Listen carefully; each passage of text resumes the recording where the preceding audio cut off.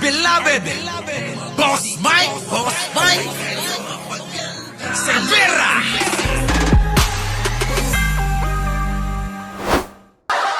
Eto na mga kababayan, lagot na ang mga 18 Marines, patong-patong na kaso sinampa na sa NBI. Nino, nila Laila de Lima, pasok!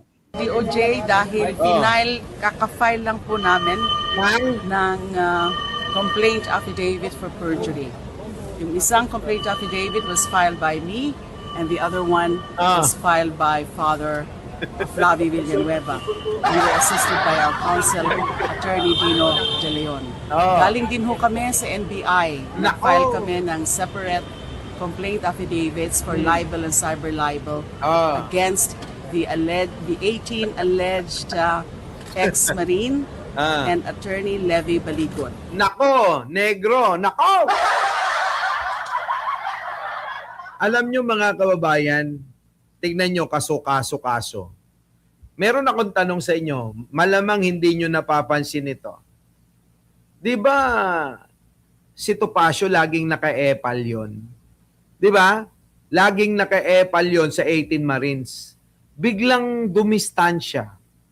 Alam kaya ni Topacio na talagang etong mga Marines na ito talagang mga tanim lang, mga binayaran lang, kaya umiiwas sa kaso? Di ba mga kababayan? Eto ngayon hindi lang ho yan. Nagkaso na rin ho si si Trillanes. Nagkaso na rin si Father yung pare, si Flavie, Father Flavie. Nako, ayan nandiyan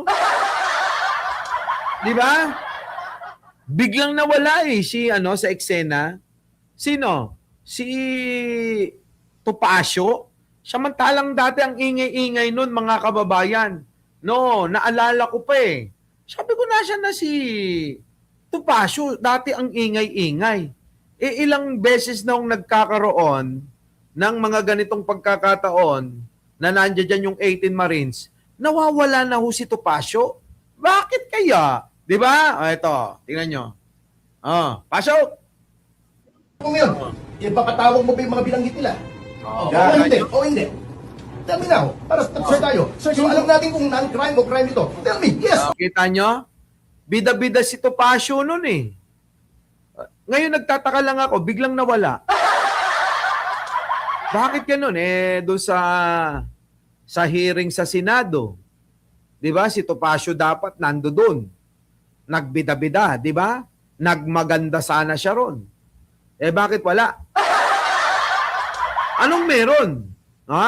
Biglang nawala Parang, wala ka na bang gana, Topacio? O alam mong wala na kayong pupuntahan? Alam mo na bang wala na kayong pupuntahan kaya medyo tumatabang? Grabe mga kababayan Ayan Patatawagin mo ba yung mga binanggit nila? You tell me now. Let me speak. So we will have this Yes or interview no? now. Yes or no? No, Yes or no? This is not a part, you can't do that, sir. Kita nyo? Sa NBI, kung ganyan-ganyanin, bastos-bastusin niya yung mga taga-NBI, tapos bigla siyang mawawala. Kalokohan yan, mga kababayan. Hindi ako naniniwala, May dahilan yan kung bakit nawala yan. Balikan natin yung kaso. Pasok!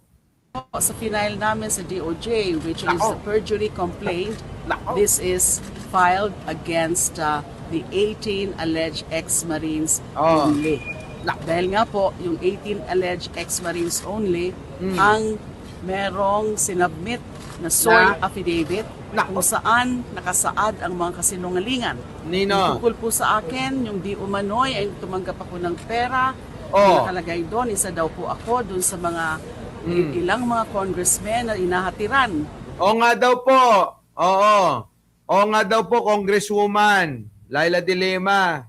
Nakatanggap daw kayo ng mali-maleta tsaka paper bag. Lagi daw po kayo sa townhouse ni Saldico. Ano bang ginagawa nyo doon? Alam naman na maging syota ni Saldico si De Lima. Diba? Hindi na para sa ganun. tuloy.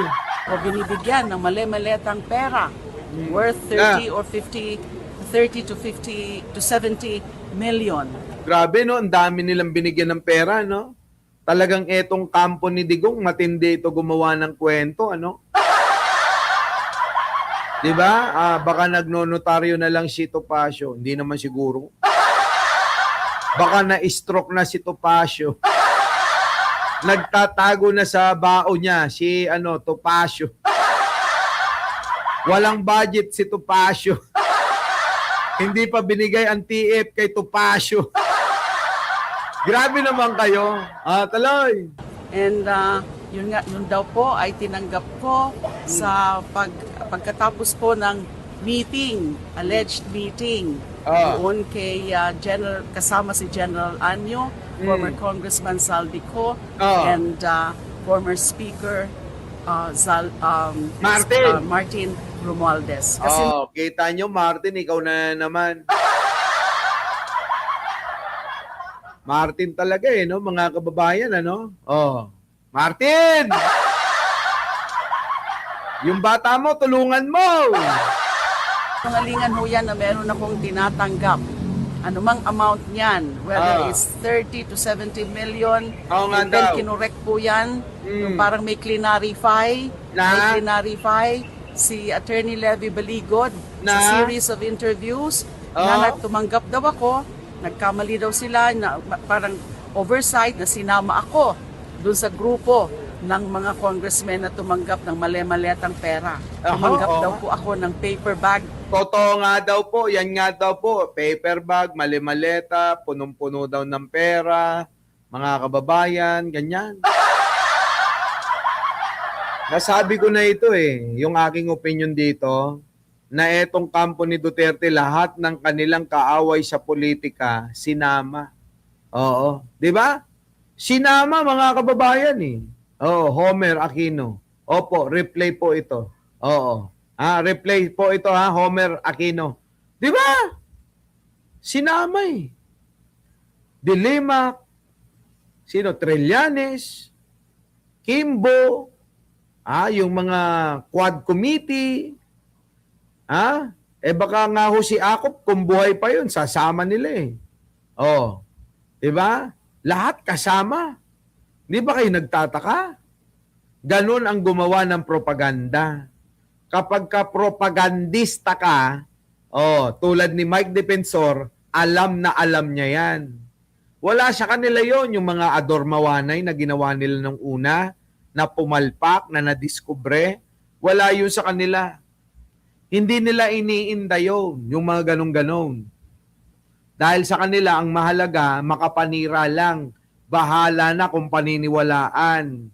Style Duterte. Makapanira, manira, bahala kayo. Basta ako nakapanira. Kasi alam nila na ang utak, ang isip ng maraming Pilipino ay kulang sa sustansya. Kropek lang ang inuulam nila. Kaya hindi nila maunawaan na kapag sinabi mo na ito, si Dilema ay mahilig sa saba, maniniwala agad sila. Di ba, Brenda Borton? Kapag ka sinabi mo na si Trillanes ay trililing, ganun lang, mga kababayan, paniniwalaan nila Kahit hindi nila alam ang sintomas at ibig sabihin ng trililing. Ganun kabobo yung mga DDS, kita nyo. Yung mga naimbita nila, yung mga na-recruit nilang mga Marines. Ayan. Puro puro ngayon tad-tad ng kaso. Mga bobo di ba? Lolita Traviña. Mga bobo Teresita Tan Legazpi, Arnold Lopez, Susan Larson, Santos. Wala, mga bobo. Kaya napapahamak. Paano ngayon yan? Tad-tad na sila ng kaso. Na may pera. Isang kasinungalingan na naman. Lahat po yun, kasinungalingan sa di umano'y pagtatanggap ko ng pera, saan man yan linagay, sa maleta, sa paper bag, o anumang container. So Oo. since these are Baka naman sa compartment ng kotse mo. Di ba no, Maring Linda, no? Baka naman sa compartment ng nagmahal na rin ang Cropec. Nako! Talaga? Laki naman ng itinaas. Oo. Happy Farmhouse. Oo. May nanalo na sa Bendalo. Senator Eric siya. Oo. Sino? Lang ang malakas. Mag-robust. At mag-bravo. Laka. Sabi, si Erich daw. Parang si Erwin yung tinutukoy. Ikaw basher ka rin talaga no? Happy Farm, alam ko naman basher yan tuloy. truthful statements made in their affidavit, sworn affidavit, yung pinagsamang sinumpaang salaysay, Nina. signed and executed by these 18 alleged ex-Marines, ay nagpasya po ako na mag-file ng complaint affidavit for perjury kasi nga ako kasinungalingan, para ilito ang mga tao, para siraan na naman ang aking pangalan na ginawa na nila dati yan nung ako ay sinasangkot na di umano'y sa illegal drug trading na napakalaking kasinungalingan. Ito na naman, inulit na naman nila na sinisiraan na naman nila ako. They are besmirching my name, smearing my reputation. Correct! Kaya, dahil nga dito sa mga kasinungalingan na ito. So, sana tigilan na nila ako. No hindi, more. Hindi ka nila titigilan. Mga bobo yan Paano titigil yan? Di ba, Minty Short? Jeffrey yan, Di ba? Paano titigil yung mga tropa ni Happy Farmhouse? Mga bobo yan Titigilan ka ba niyan? Ay, kita mo, nabaliktad na ang sitwasyon. Si Digong nakakulong. Malaya ka ngayon.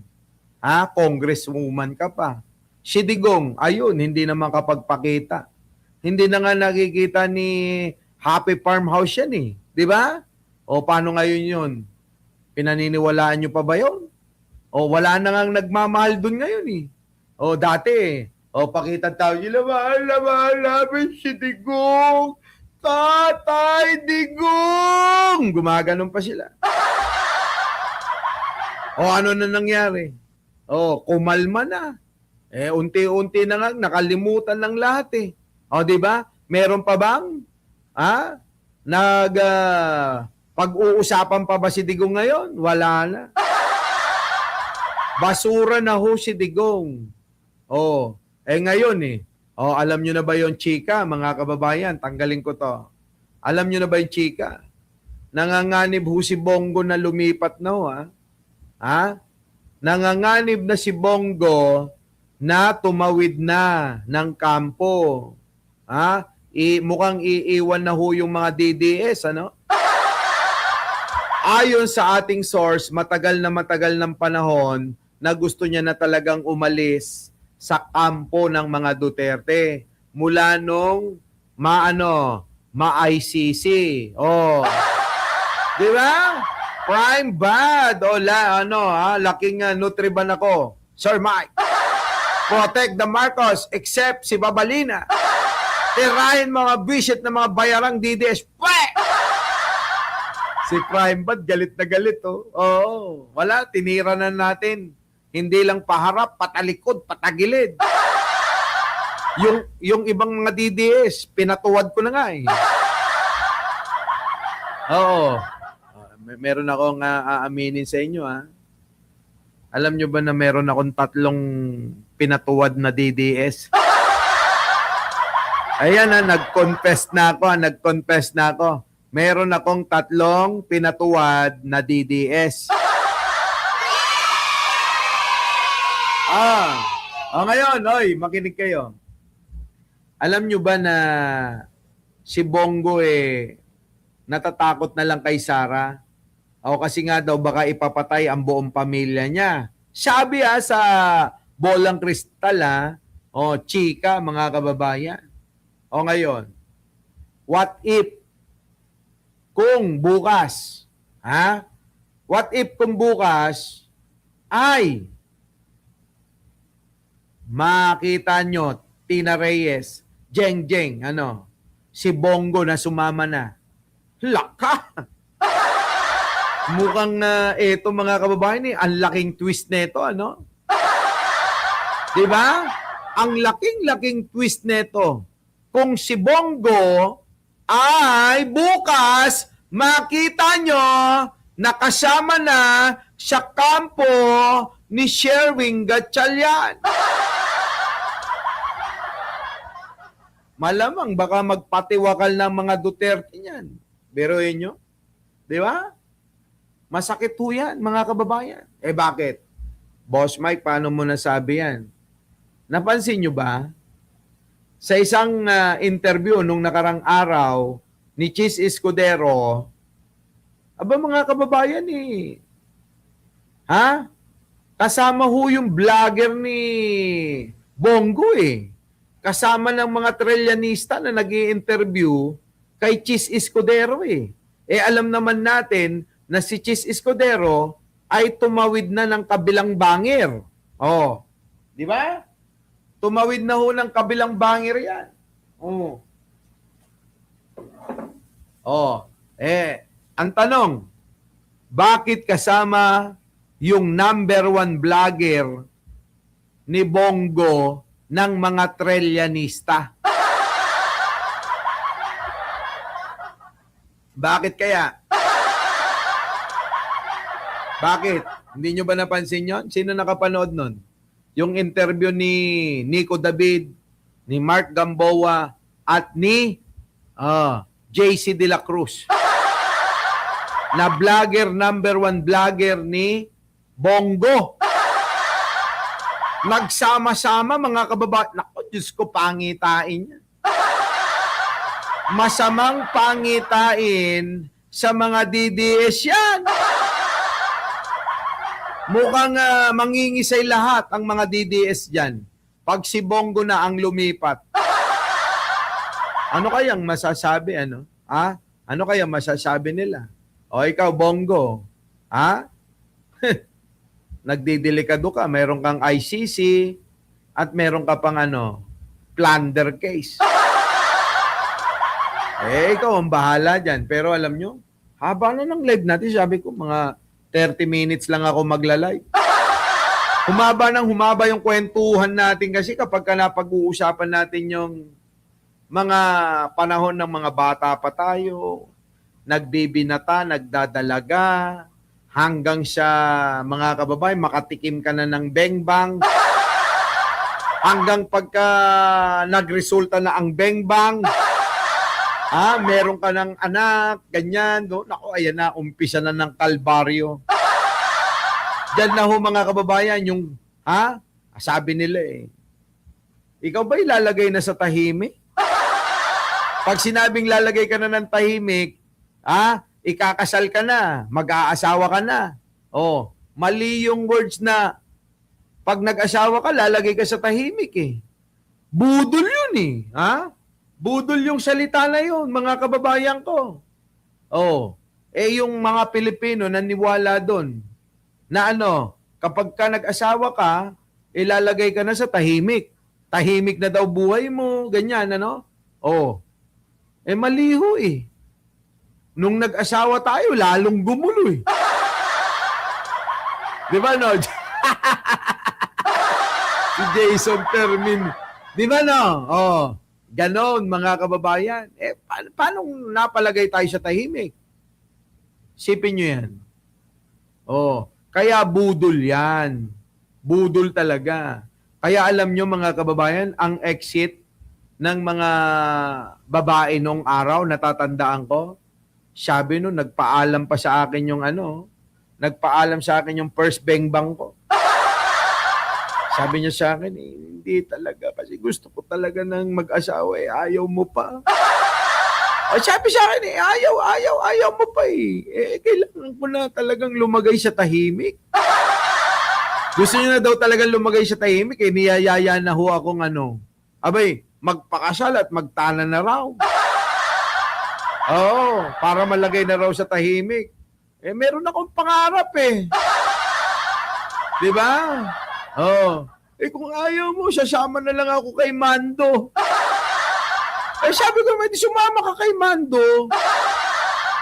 Ayun, mga kababayan, nag-asawa, tumira sa gitna ng bukid sa Kalkalapaw. Awa ng Diyos hanggang ngayon. Pati mga anak, magsasaka. Hindi naman natin dinidiscriminate yan. Kung hindi, ang ibig ko sabihin, lumaki na nga tayong ganiri. Sabi, mangarap naman tayo. Maiba naman. Tatay natin, nanay natin, lolo-lola natin.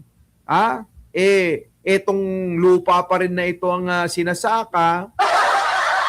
Mamanahin pa rin ba naman natin yan? Abay, maiba naman. Kung talagang etong lupa na ito kayamanan, di ba? Di sana, yumaman na yung mga ninuno natin. Di nga naka-oray. Awan di sana hindi ka nagpapaypay. Minsan nakita ako mga kababayan, umiiwas Shhh. Minsan wala, na corner. Sabi niya, parang hindi ka tumatanda. Ganyan talaga kapag lagi kang nasa aircon. Paano hindi ka tatanda?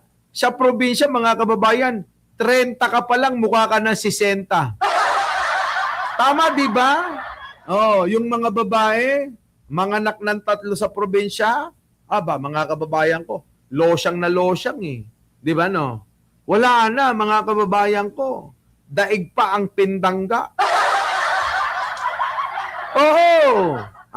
Dati mga kababayan, pagka nasa Manila, pag nasa Manila ka, 40 ka na, puta, pinagnanasahan ka pa ni Kapitan Sa probinsya, yung mga edad 30 na babae, Diyos ko! Wala na! Hindi nyo pagnanasahan, maniwala kayo. Dito sa Maynila, 40, 45. Diyos ko po. Diba? Maraming fans yan pag pumunta ng probinsya. Ay, nako. So anyways, mga kababayan, sana nag-enjoy tayong lahat. Biruin nyo mga kababayan, late na pala. Pasado na, madaling araw na. Nandito pa rin tayo, nagkikwentuhan. Alam nyo, kung po pwede lang tayo magkwentuhan ng personal, sagot ko na ang inumin. Di ba, no? Sagot ko na ang inumin, sagot ko na ang lahat yan. Di ba? So, paano? Ayawan na. Huwag nyong kalimutang mag-like, bago tayo magpaalamanan, bago kayo umalis naman, mag-iwan naman kayo ng bakas. Bakas. Mag-like kayo. Maraming salamat mga kababayan. Our beloved Boss Mike